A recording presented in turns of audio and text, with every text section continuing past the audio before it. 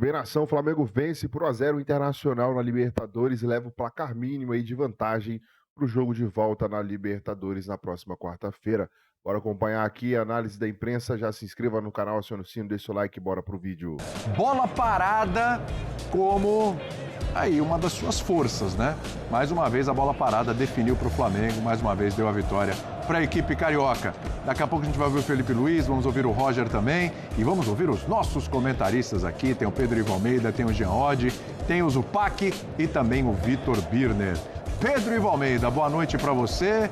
1-0 ficou do tamanho da atuação do Flamengo ou podia ter sido mais? Tudo bem? Tudo bem, William. Um abração para você, Zupa, Jean, Birner, fã do esporte com a gente, Calçade já, direto lá do Maracanã. Se a gente olhasse só a perspectiva do primeiro tempo, rapidinho, a gente poderia falar que poderia ter sido mais. A gente olha para o segundo tempo, como o Inter tentou minimamente sair pro jogo, como o Flamengo teve dificuldade. O Flamengo no primeiro tempo pressiona muito, não deixa o Inter respirar, cria a partir da sua pressão, sempre no campo de ataque. Quando o Inter se lança no segundo tempo, o Flamengo precisa talvez construir a partir do seu campo de defesa, tem dificuldade.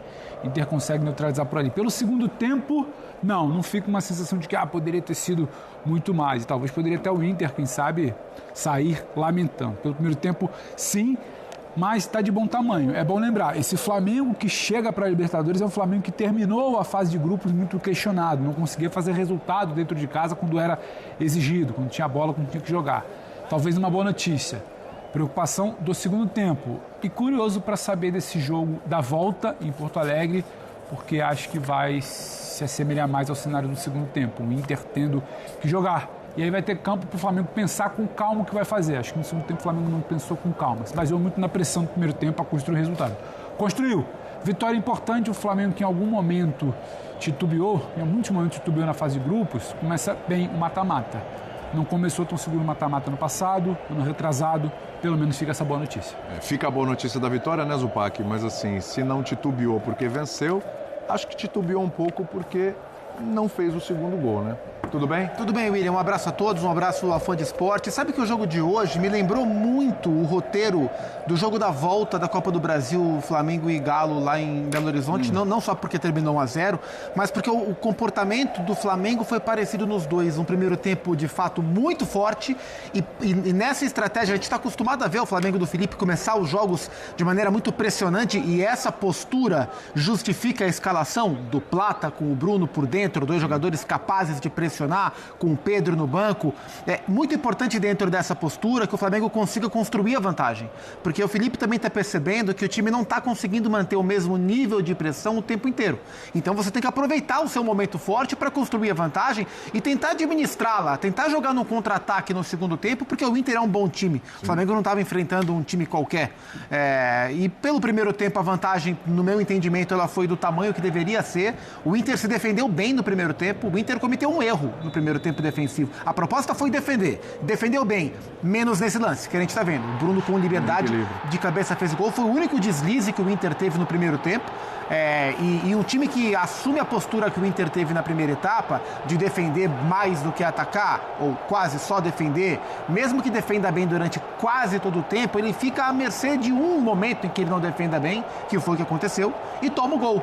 No segundo tempo o Inter foi pro jogo, mas o Inter começou bem o segundo tempo, o Bernabé jogando bastante, saindo bastante, mas o Inter melhorar do primeiro pro segundo tempo não refletiu em o Inter ter muitas chances de gol, né? Mesmo o Inter jogando mais, jogando no campo de ataque do Flamengo, foi o Inter que incomodou muito pouco o Rossi, né? Então no segundo tempo era o Inter que tentava atacar, mas não criava chance, e o Flamengo que tentava ter o contra-ataque, mas errava muitos passes no setor ofensivo. Então no segundo tempo a vitória foi justa e a margem foi justa. Embora o Inter tenha atacado mais no segundo tempo, no meu entendimento, o melhor desempenho das duas equipes, dentro das propostas assumidas, foi no primeiro tempo. Sim. E foi no primeiro tempo que o confronto se decidiu. Hoje, para a semana que vem, está aberto. Não, aberto não. Abertíssimo. Sim, teremos um jogo abertíssimo no Gigante da Beira-Rio. Agora, impressionante, né, Birner, como esse Flamengo desenvolveu essa parte da bola parada, né? Que a gente já fala, claro, defensivamente, já vem evoluindo faz tempo, mas ofensivamente, como o Flamengo tem decidido seus jogos na bola parada. E não é uma pobreza de repertório, não. É ter mais um item à sua disposição no repertório que está resolvendo as paradas, né? Tudo bem? Tudo bem, William. Boa noite a você, Pedro, ao Zupac, Jean, Calçade, os fãs do esporte. Esse tem sido o ponto mais forte do Flamengo para fazer gols. Jogada muito bem treinada. Somado a isso, um time muito regular, que quase não oscila na parte defensiva. É óbvio que em alguns momentos do jogo dá alguns espaços, mas você pega jogo para jogo do Flamengo, o Zupac falava, por exemplo, do jogo contra o Atlético Mineiro e comparava com esse. São jogos realmente parecidos. Se você pegar a maior parte dos jogos do Flamengo, são jogos muito parecidos, porque a equipe já tem uma dinâmica de jogo estável. É um time que oscila muito pouco, a gente não vê atuações nem espetaculares, como alguns torcedores queriam, nem atuações ruins. Mas sempre é muito difícil jogar contra o Flamengo. Eu concordo que o confronto está aberto, eu acho que a diferença por um gol reflete exatamente a diferença de jogo das equipes. Isso tem muito a ver com o que o Flamengo mostrou no primeiro tempo, quando foi superior. No segundo tempo o jogo foi equilibrado, talvez o Inter até um pouco melhor, porque achou mais espaço, mas a finalização das jogadas, eu não estou falando só o chute no gol, o passe para o chute no gol, mal executados, né? Aí a gente pode até discutir algumas decisões do Roger de escalação, se elas foram certas ou não foram. A gente fala isso durante o programa.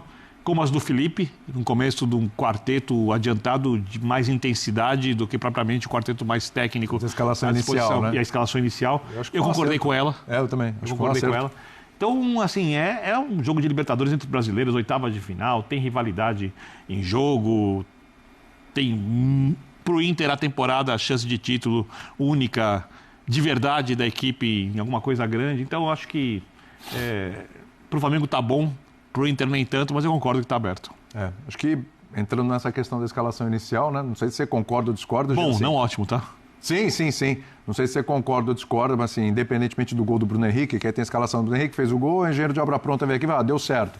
Mas me parece que as opções do Felipe Luiz aí, até falando mesmo do próprio Bruno Henrique, foram muito bem feitas, né? Que as escolhas aí para a saída do Flamengo no jogo foram boas, né? Tudo bem? Tudo bom, William? Boa noite a todos. Bom, primeiro que acho que assim, independentemente da escalação, pro bem e pro mal, esse foi um típico jogo do Flamengo de 2025. Tudo exatamente como costumam ser os jogos do Flamengo. Por que eu tô falando isso? Muito mais volume de jogo do que o adversário. É algo comum a todos os jogos do Flamengo. Sim. Talvez um número de chances inferior a este volume, né, na proporção. Também é algo comum a todos os jogos do Flamengo. Muita segurança defensiva e poucas chances criadas pelo adversário. Comum a todos os jogos do Flamengo. Definição numa bola parada. Comum a muitos jogos do Flamengo. E acho que o mais importante para o torcedor e para o Felipe Luiz, a vitória. Também tem sido muito comum. Ou seja, o filme é repetido. É um filme repetido, acho que para absolutamente tudo que...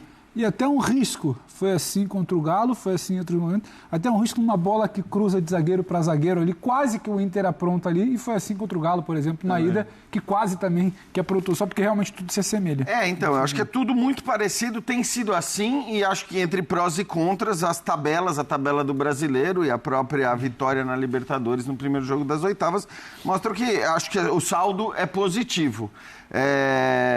Contra o Internacional, que obviamente sabendo dessa qualidade jogou do jeito que jogou no primeiro tempo, né? Claramente tentando diminuir ao máximo possível as chances que o Flamengo ia conseguir criar, e tô com o Zupac. Eu acho que apesar do Flamengo ter dominado completamente a primeira etapa, não é que criou um caminhão de oportunidades para fazer 2 ou 3. Então acho que a vitória do Flamengo é justa, a margem também é justa.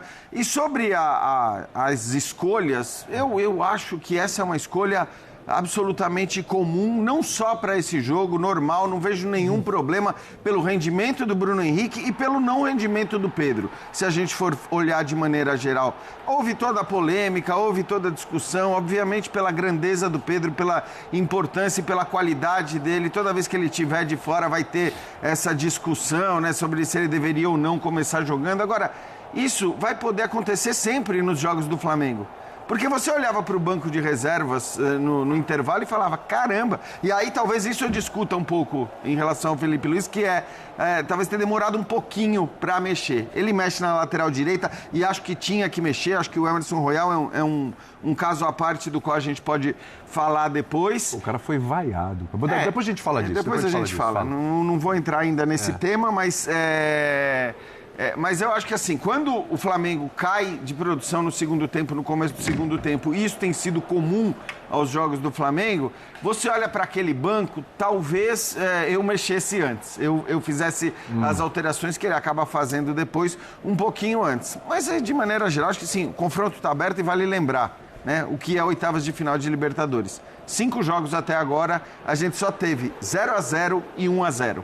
Ou seja, é uma competição difícil, né? Independentemente das diferenças que você possa encontrar. E são, evidentemente, oitavas de finais que com esses placares estão todas, umas mais, outras menos, estão todas abertas. E até isso, desculpa, Visa, até isso de demorar a mexer não é algo de hoje, é algo também recorrente nesse Flamengo do Felipe Luiz. Eu acho que você olhando as opções que ele tinha no banco, tá pegando o gancho no que você fala, por exemplo, Carrascal, chegou há pouco tempo. Não tinha entrado ainda. Você pega o comportamento dele pré-carreira do Flamengo e você não tem certeza que ele vai manter essa intensidade de marcação alta, esse jogo que tem muito a cara do técnico. O próprio Felipe justificou isso para não usá-lo no jogo contra, acho que foi antes, não sei se foi o jogo contra o Mirassol, o primeiro jogo que ele ficou no banco foi contra o Galo, não foi no jogo da volta? Mas a cobrança que ele quase entrou ali no segundo no final contra o Mirassol.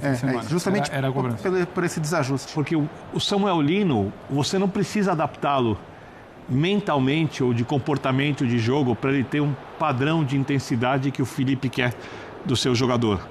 O Carrascal vai precisar disso. Então o técnico, quando coloca um atleta como esse, e é óbvio que o Flamengo hoje sentiu um pouco a falta da Arrascaeta, que geralmente não entrega isso, mas compensa com outras questões, principalmente na construção por dentro. O Felipe troca, usando os 3 jogadores de velocidade e pressão, mais outro que pressiona na frente, o Bruno, mais adiantado, por muita pressão alta, né? E enquanto o Flamengo conseguiu fazer isso bem feito, o Flamengo tornou o jogo de uma equipe só. Só o Flamengo jogava com a bola, o Inter se defendia bem, sim, mas o Inter se defendia. E o que me chama a atenção nesse Flamengo, até agora, do Felipe Luiz, é que eu adorava o futebol do Felipe Luiz. Sim. Inclusive defendi que ele não devia ter saído da seleção quando o Marcelo voltou, na Copa de 18, etc. Eu adorava. Achava ele menos técnico, porém mais consistente que o Marcelo. Marcelo mais jogador com bola, mas sim, Felipe mais técnico, marcava melhor. Se eu pensasse no Felipe como jogador, como seria um time com a cara do Felipe? É isso. Não quer dizer que vai ser diferente, que ele não vai se desenvolver como técnico, até porque ele está começando como técnico, ele vai desenvolver muito. Porque ele trabalha muito e é muito inteligente. Mas o time tem muito a cara do Felipe jogador. De marcar duro, de ser extremamente competitivo, de pouca oscilação. Às vezes até menos criativo do que podia ser. Porque isso não condiz muito com o discurso dele quando assumiu o Flamengo, né? Eu acho que condiz. Ele tá eu só acho que é uma construção. E o começo foi mais empolgante em relação ao espetáculo. Tinha mais a ver com o discurso dele. Mas tanto que no começo... Não tiveram inconsistência quando a gente viu na primeira fase da Libertadores.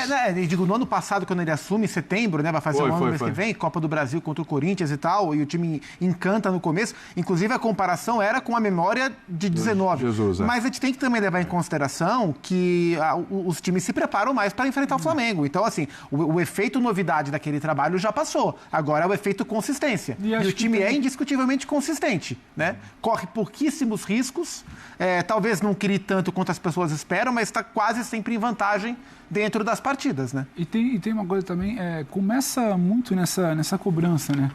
Há quanto tempo existe uma cobrança de que o técnico do Flamengo tem que ter a tal cara do Flamengo, que ele tem que jogar, tem que ter a bola e tentar replicar o que já foi visto no já longínquo 2019. E no começo ali o Felipe, eu acho que é início de trabalho e também não tinha muito o que treinar para apresentar, então é assim, vamos no intuitivo de um time que tem a bola. Acontece. Hoje a ideia já é outra, não é que hoje o time buscou ter a bola para criar e aí ele está tendo um pouco mais de dificuldade, não está replicando o que falou. Para mim, a escalação do Bruno, inclusive, ela passa por ter 4 jogadores, é Samuel Lino, é Bruno, é Plata e é Luiz Araújo. Subindo, sufocando. O Inter praticamente... Você não viu o Alan Patrick em campo no primeiro tempo. Não viu, porque a bola não entra na primeira linha, que dirá chegar no Alan Patrick. Uhum. Então estava muito claro que o Bruno entra por ali. Sim, bola aérea também, que é uma arma do Flamengo e é uma fragilidade do Inter.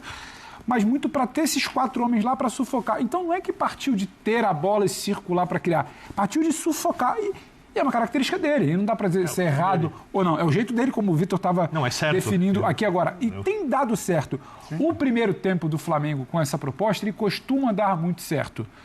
Contra o Galo na derrota em casa, deu certo. Teve a falha pontual, que saiu o gol do Galo. Contra o Galo na volta, o Zupac pontuou, deu certo. Ótimo primeiro tempo. Hoje, deu certo. Em outro jogo, então assim, não dá para sentar e falar, mas o que me preocupa, assim, me preocupa não, que eu olho para o time do Flamengo é que, de novo, dentro daquela checklist ali, boa do Jean até das coisas que se repetem, é um segundo tempo que cai. Cai porque as opções do banco ainda não estão prontas, como o Carrascal, cai por uma questão física do ritmo que se tentou imprimir no primeiro tempo, cai porque o adversário também começou a notar e o Inter também se lança um pouco mais, parece que respeita muito no primeiro momento essa pressão. Isso eu acho que dá para discutir. Agora, é o jeito do Felipe e é um jeito que você pode gostar ou não, mas o que o Jean falou. E no final das contas, é a vitória também. Você vai ter o tropeço contra o Galo por um erro pontual, que hoje também teve uma bola de segundo tempo, eu repito, correu ali um risco que eu acho que não precisava no momento de mais volume do Inter. Mas você tem uma cara. O Flamengo, a gente sabe como é que ele vai entrar em campo hoje para tentar se impor. E aí, mas queria que jogasse mais com bola, fosse mais... O Arrascaeta não estava em campo, você tinha quase que um buraco aí, que talvez a solução fosse meio pressionar para ter a bola. Não ter a bola para tentar criar de um setor de criação, talvez... O Calçade está com a gente já. E partindo do princípio que quase todos os times no Maracanã vão jogar contra o Flamengo com a linha mais baixa, você tem que incomodar a saída desse time. E a melhor maneira é você deixando o Pedro no banco, em alguns momentos o próprio Arrascaeta, o Felipe deixa no banco também para ter um início mais pressionante e colocar os jogadores mais intensos que ele tem, que é o que ele fez hoje.